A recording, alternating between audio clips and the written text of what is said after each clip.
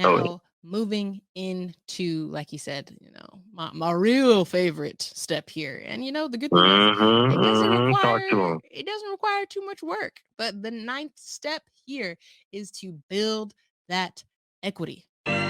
Over 50% of Black Americans are unmarried, and only 2% of Black families in America have a net worth over $1 million. We are on our journey to not only join that 2%, but grow that 2%. Facts. I'm Devon Truvel, creator of Black Wall Street, the board game, with my beautiful co-host. I'm Sinclair, aka the Health Nerd. You can go to our website at them4show.com, our Instagram at them4show, and our YouTube channel at Melanated Married Millionaires in the Making. And welcome to the M4 Show. Okay. Now, moving into, like you said, my real favorite step here. And the good thing is it doesn't require too much work. But the ninth step here is to build that equity. So, building the equity. Is that what you thought the ninth step was gonna be, Devon? Oh, that's what I knew the ninth step was going to be. What? That's your favorite part, Sinclair. You know how you have a huge smile every time we check our property value and it goes up. It's like, oh, equity. Oh, hello. And I just checked that either today or yesterday. It's all a blur. But yes, this is a very cool step. Now, I will preface this that depending on when you come into the market, it may not be an immediate increase in equity.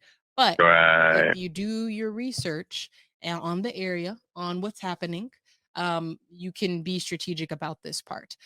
So building equity can look like many different things. Obviously, as you make I won't say obviously, as you make more payments, you're going to be naturally building more equity.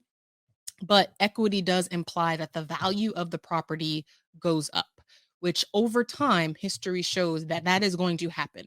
The reason why I preface, depending on when you come in, keep in mind that the real estate market is like any other market. It does go up and down. So depending on when you are coming into the market, if it's on a down slope, don't worry. Even if it does drop in value, it will come back up with time. It always comes. That's why, you hear about families who were able to purchase properties for $10,000, back in decades ago. And now they're worth hundreds of thousands of dollars, right? It is going to increase because it's just, that's how it goes. That doesn't mean it's always going to be a linear slope upwards. But again, if you do your research on what's happening in the area, then you can increase your chances of raising your equity. So for us, our condo is in an area that had a lot of up and coming projects coming around in its immediate neighborhood. So that was a big factor on why we chose this property. We didn't necessarily choose the property thinking like, as soon as we rent this out, we're going to be making thousands of dollars, in cash flow. We knew that was probably not going to be the case, but we did know that in 5 years, the neighborhood around was going to look very different. And that as a result, the value of that property was going to also raise significantly. So we came in this specific property with the long game. Like, we are going to hold on to this one because this area is up and coming. There's a lot happening. There's a lot being built. There's stadiums, there's malls, there's shopping centers, there's apartment buildings, there's headquarters. Like, there's a lot happening in this area. This is going to be a hub later on. So we need to just hang on to this until,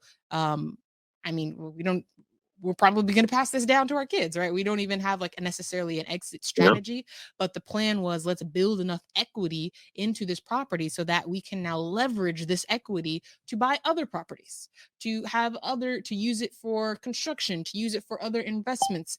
But we wanted to use this equity. We wanted to grow this equity so that we can leverage it to continue to grow our wealth. So that is our plan, right? We want to build the amount of equity so that we can take it out, buy another investment property that's going to cash flow, right? We got the equity built in this one, and then we are going to eventually take some of this equity out with using a HELOC. That's a whole nother episode. But that's a home equity line of credit. Yeah. We want to get a HELOC, take this money, buy another multifamily or commercial unit that is going to serve the purpose of monthly cash flow, which means it may not build a lot of equity, but on a monthly basis, we're able to get, however much money, mailbox money, as we'll call it, of passive income from people who are living in this building. All right, we're going to get back to the episode in a second, but breathe. If you've ever had a brilliant idea, I'm pretty sure everybody just took a breath right there, right? Because we all have amazing ideas, but I got a question for you. What's stopping you from taking that idea and actually making it into a business, actually executing on your brilliance? My name is Devon Truvel, and in 2018, I was able to create, market, and sell my own product while still working a 9-to-5. And through the years, I've taken the lessons we've learned, the expensive webinars that I've gone to, and the dozens of business books that I've read, and I've discovered 7 simple steps to launch your business. If you're ready to take your business idea to the next level and make it real and start making profit from your passion, head to www.launchitcommunity.com and grab yourself the book. We've been able to make it very simple, affordable, and easier than ever to start that business while still working your 9-to-5. And we take entrepreneurs every single Friday and we talk to them. We teach them about how to use social media. We teach them about how to set up their Instagram account, how to use Shopify, how to use Printful, and other tools that can help you take your business to the next level, but not take tons of time away from your 9-to-5 and your busy life that you already have. So if you're ready to take that idea to the next level, make sure you head to www.launchitcommunity.com, get yourself a book, and join our free accountability calls. Now, let's get back to the episode. So now with these 2 properties, we've pretty much set ourselves up. Like, that's what we're trying to do, and we're not going to stop there, of course, but that's kind of the model that we're going to just keep doing with the different properties that we do acquire. All right.